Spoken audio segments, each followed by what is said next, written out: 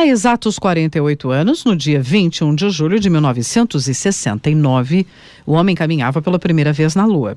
Além de todo o progresso tecnológico, científico, advindo dessa conquista, a corrida espacial entre Estados Unidos e União Soviética, não é?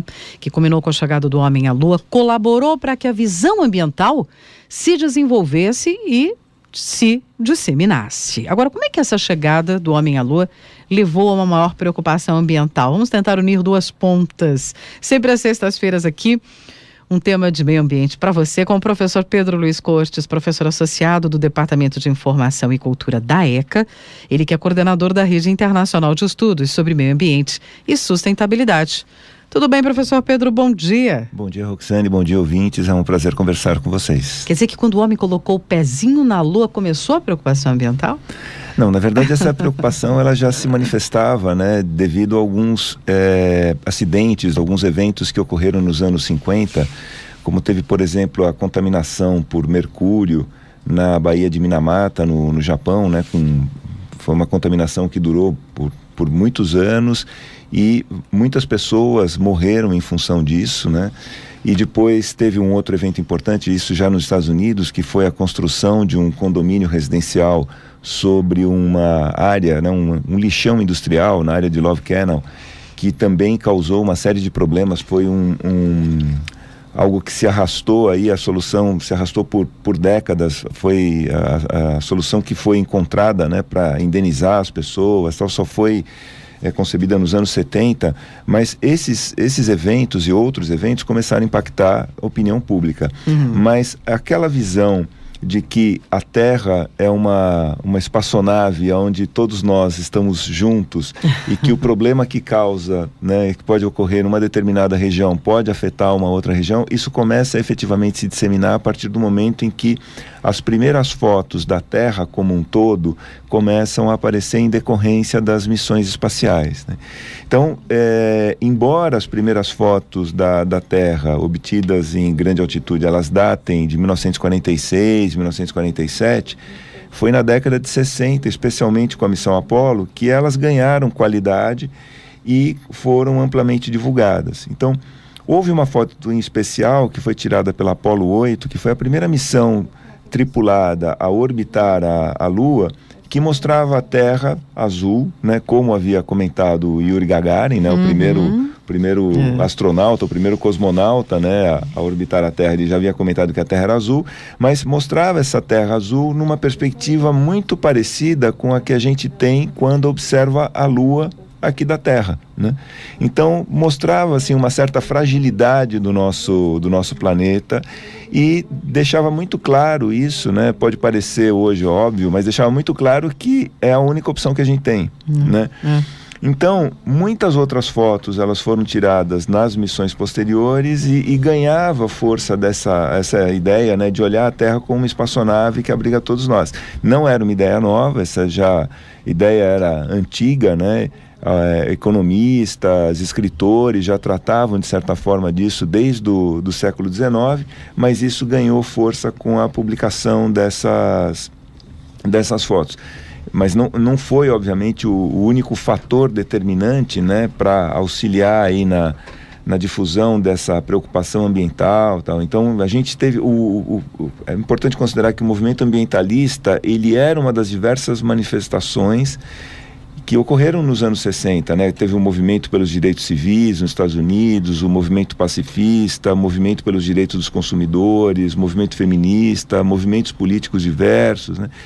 E no caso ambiental, essas fotos vieram auxiliar nessa percepção, dando voz a uma série de pessoas afetadas por outros problemas, de certa forma, né? Então mostrava que essa noção de um ambiente único que é aquele que a gente dispõe, ficava cada vez mais evidente com essas fotos.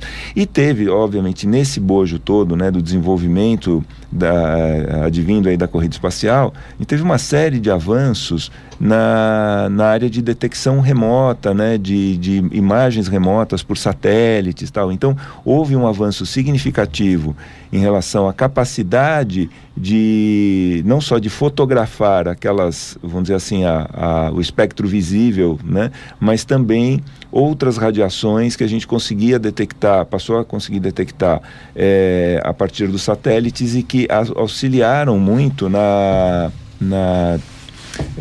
percepção do que estava acontecendo e no acompanhamento do que estava acontecendo no planeta, não só do ponto de vista climático, do ponto de vista meteorológico, mas também em relação a recursos naturais, desmatamento e tal. Então, esse entorno aí da corrida espacial é muito interessante para as causas ambientais, porque vários autores eles mencionam esse fato das fotos terem sido divulgadas, amplamente divulgadas, como um ponto importante de partida. Provocou um impacto muito grande. E aí a produção científica foi totalmente influenciada por isso, sem dúvida, né? Porque a partir dos anos 70 começaram a surgir mais pesquisas que buscavam compreender as preocupações e o comportamento ambiental das pessoas. Muitos desses trabalhos eles foram desenvolvidos no âmbito da psicologia e sociologia e são referências até hoje. E é interessante notar, se a gente verificar até os anos 50, início dos anos 60, os estudos sobre ecologia geralmente não consideravam a ação do homem sobre os ecossistemas, né? Esse tipo de análise não era muito comum até então. E a psicologia muitas vezes concentrava os seus estudos em experimentos laboratoriais. E a partir de meados dos anos 50 e principalmente a partir dos anos 60, começa a surgir o interesse em investigar como as pessoas interagiam com o seu ambiente e, ato contínuo, como esses estudos evoluíram para a percepção, né, para tentar entender a repercussão das ações do homem no meio ambiente. Então é nítido o crescimento da produção científica sobre as preocupações, atitudes e comportamentos ambientais a partir da década de 70. E há vários estudos que são referência até hoje para quem estuda comportamento ambiental, vários estudos concebidos aí nos anos 70, eles são uma referência importante até hoje. E certamente essas imagens, né, como eu já disse, ajudaram muito as pessoas no desenvolvimento de uma nova perspectiva sobre as questões ambientais. Então, é um enlace diferente em relação a aspectos aparentemente distintos da ciência, né? De um lado, a corrida espacial e do outro, preocupações ambientais, com o que acontece, mas há uma influência da corrida espacial, né? Com as suas imagens, num aumento da percepção dos problemas ambientais. E a gente está falando de uma coisa da década de 1970. Isso. Né, do outro século. E vejam só, o Trump ainda duvidando dessa ação do homem, né, da importância da ação do homem sobre o meio ambiente. Que na verdade prevalece o interesse fundamental. Minimizando.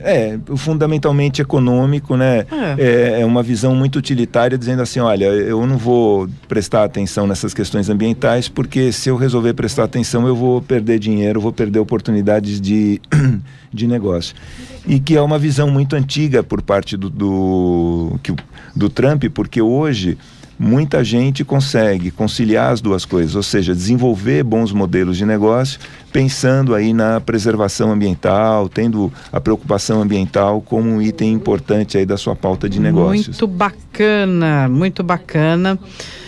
Sempre às sextas-feiras aqui com você, então, um tema sobre meio ambiente, discutido, analisado, apresentado pelo professor Pedro Luiz Cortes, que é da Rede Internacional de Estudos sobre Meio Ambiente e Sustentabilidade. Tem aquele canal no YouTube, O Ambiente é Nosso Meio, e contribui aqui semanalmente com o Jornal da USP. Obrigada, professor. Eu que agradeço, e um bom final de semana a todos. Chegamos à Lua e, hora dessa, vamos fazer viagens para outros planetas, né? Um homem não... Em algum momento deve acontecer. Vamos esperar, vamos ver. Obrigada, professor. Bom fim de semana, até semana que vem. Todos. Tchau, tchau.